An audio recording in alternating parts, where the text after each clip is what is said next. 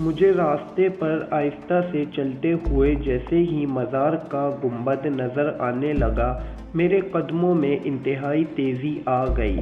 مزار جس کا میں ذکر کر رہا ہوں بہت بڑے رقبے پر پھیلا ہوا تھا، جس میں اس کی مرکزی عمارت، جس میں کسی بزرگ کی قبر شریف موجود تھی تو مختصر، مگر اس کا احاطہ بہت بڑا تھا، جو کہ سرخ اینٹوں سے بنا ہوا تھا۔ کچھ حصہ بالکل کچا بھی تھا، جس پر کچھ خستہ حال قبریں بھی موجود تھیں جو نہ جانے کن کی تھی۔ کچھ حصے پر جا بجا پرانے برگد، پیپل اور نہ جانے کون کون سے قدیم درخت موجود تھے۔ مزار شریف ہمارے علاقے کے لوگوں کے مطابق کسی بہت بڑے بزرگ کا تھا۔ اس مزار پر صبح سے رات تک لوگوں کا ہجوم موجود رہتا۔ بے اولاد جوڑے اولاد کی منتیں مانگتے، جو کہ عموماً پوری ہی ہو جاتی تھی۔ کوئی اپنی بیٹی کی شادی کی منت مانگتا تو شادی ہونے پر باقاعدہ عروسی لباس تک میں دلہن منت پوری کرنے آتی تھی۔ مگر مزار اپنی جس خصوصیت کے لیے بے حد مشہور تھا، وہ آسیب زدہ لوگوں کا علاج تھا۔ دور دور سے لوگ اپنے آسیب زدہ بیماروں کے علاج کے لیے مزار شریف آتے اور یہیں پڑ جاتے اور اپنے مکمل صحت مند مریضوں کو لے کر ہی واپس جاتے۔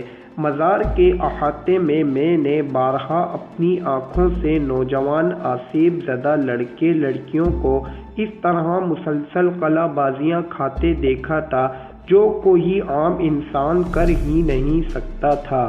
میری والدہ کے بقول صاحب مزار آسیب زدہ کے اوپر چڑھی بدروح کو اس طرح سزائیں دیتے تھے کہ وہ بیمار کو چھوڑ کر چلا جائے۔ کبھی شدید تپتی سی دھوپ میں ننگے پاؤں الٹا کر، یعنی پاؤں اوپر کر کے ہاتھوں کے بل لڑکے لڑکیاں اس طرح تیزی سے چلتے تھے کہ شاید ہی کوئی کرتب دکھانے والا بھی چلتا ہوگا۔ ان کے ساتھ آنے والے شدید پریشان چہرے لیے ایک طرف بیٹھے یہ تماشا دیکھتے۔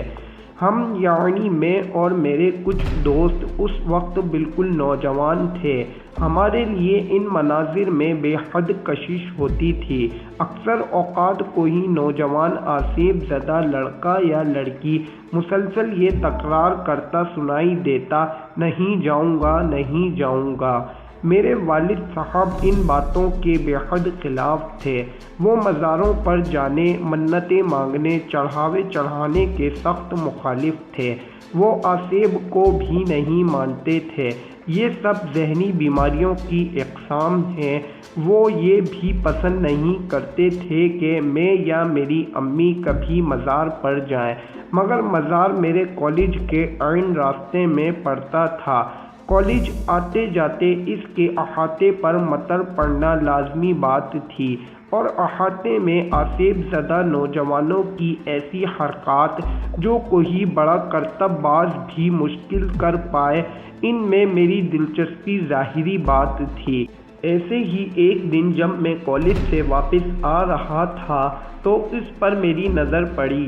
وہ مزار کے باہر احاطے سے ہٹ کر جہاں اینٹوں کا فرش ختم ہو کر کچی زمین شروع ہوتی تھی، وہاں آرام سے بیٹھی ہوئی تھی، گو کہ اس کے سر پر دوپٹہ اوڑھ کر اپنے ارد گرد اچھی طرح لپیٹا ہوا تھا، مگر پھر بھی خود اندازہ لگایا جا سکتا ہے کہ وہ بالکل نوجوان لڑکی ہے۔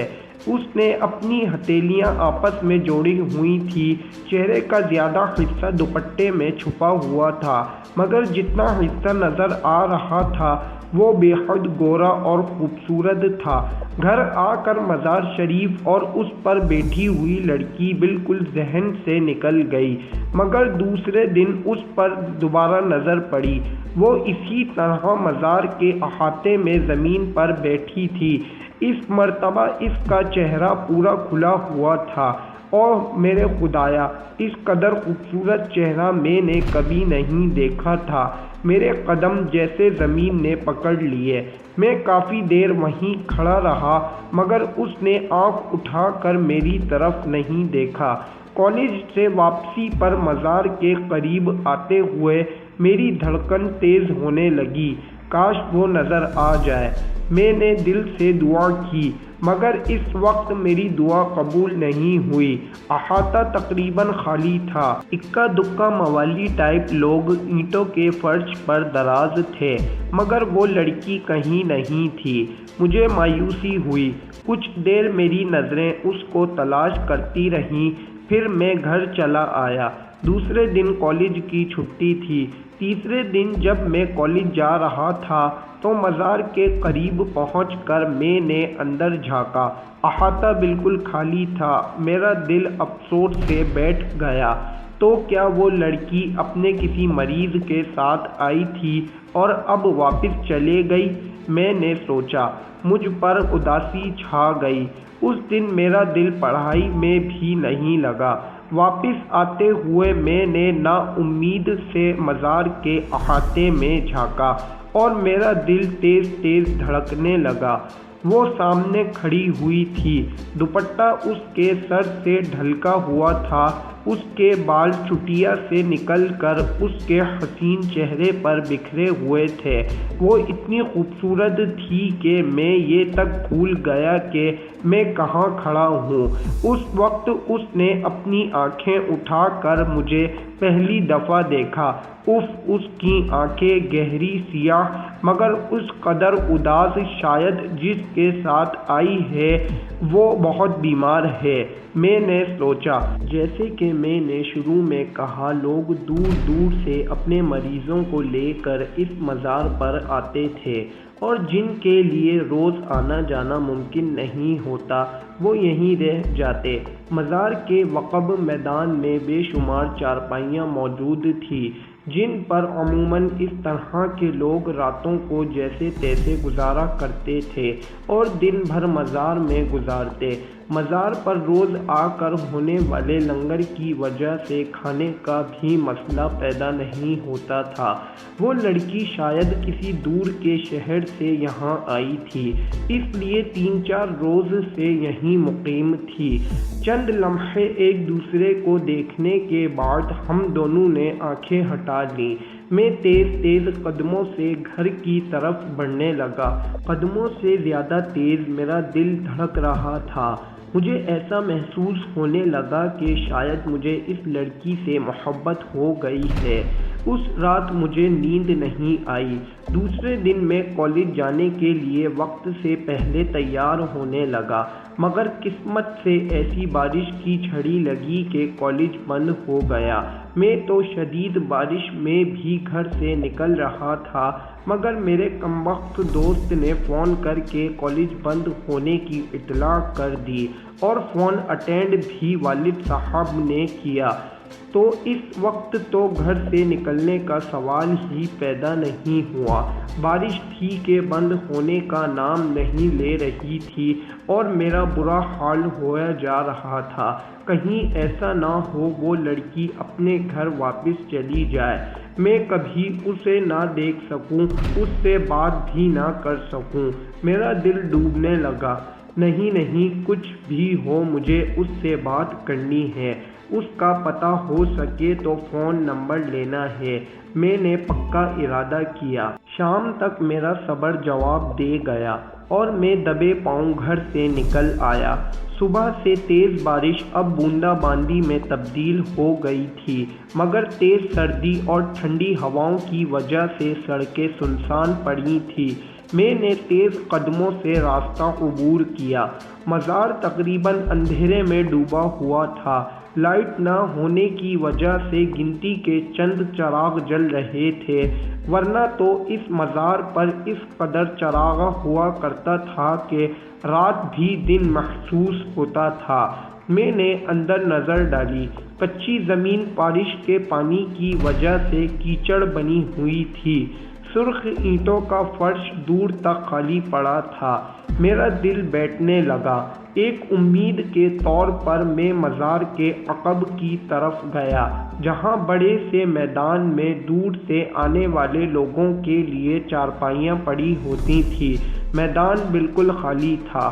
चारपाइयाँ दीवार से लगा कर खड़ी कर दी गई थी, हत्ता कि आज तो कोई मुजावर भी नजर नहीं आ रहा था।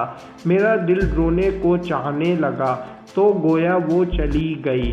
मैं वापस चली गई, ना मैं उससे मिल सका ना बात कर सका। रंज से मेरा बुरा हाल था। मरे हुए कदमों से मैं मज़ार से निकलने लगा। मेरी नज़र मज़ार शरीफ की इमारत पर पड़ी, मरकज़ी इमारत जिसमें कब्र शरीफ मौजूद थी। मेरे दिल में ख्वाहिश जागी, चलो आज फातिहा ही पढ़ लो। सीढ़ियाँ चढ़ कर छोटा सा बरामदा खोल कर मैं मज़ार के अंदर दाखिल हुआ।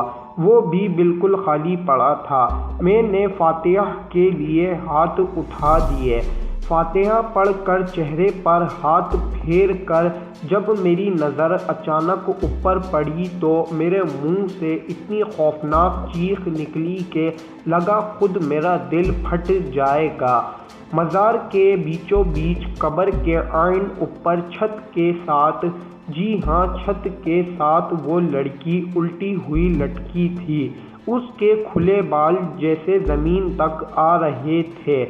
उसकी आंखें, जी हाँ वही आंखें जो मुझसे उस दिन टकराई थी, तो मैं उसकी मोहब्बत में गिरफ्तार हो गया था। आज जैसे खून बहा रही थी। आज उसका हसीन चेहरा बाकायदा किसी बदरूह का चेहरा था।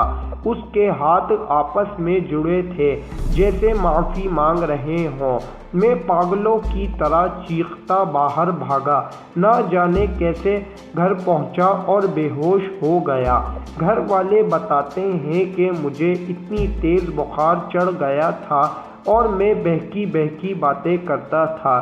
न जाने कितने दिनों में जाकर मैं ठीक हो सका और मैंने दोबारा कॉलेज जाना शुरू किया। हाँ मगर एक बात है, रास्ते से गुज़रते हुए मैंने दोबारा कभी उस मज़ार की तरफ निगाह नहीं उठाई। उस मज़ार में बैठी हुई लड़की को मैंने अपनी ज़िंदगी का एक बुरा ख्वाब समझकर भुला दिया और अपनी ज़िंदगी पहले की तरह गुजारने लगा। दोस्तों, आपको हमारी ये कहानी कैसी लगी कमेंट सेक्शन में ज़रूर बताएं। वीडियो को लाइक और शेयर करें, चैनल को सब्सक्राइब करके साथ लगे बेल आइकॉन को दबा दें। मिलते हैं अगली कहानी में। जब तक आप अपना और अपने इस चैनल का बहुत बहुत ख्याल रखें। अल्लाह हाफिज़।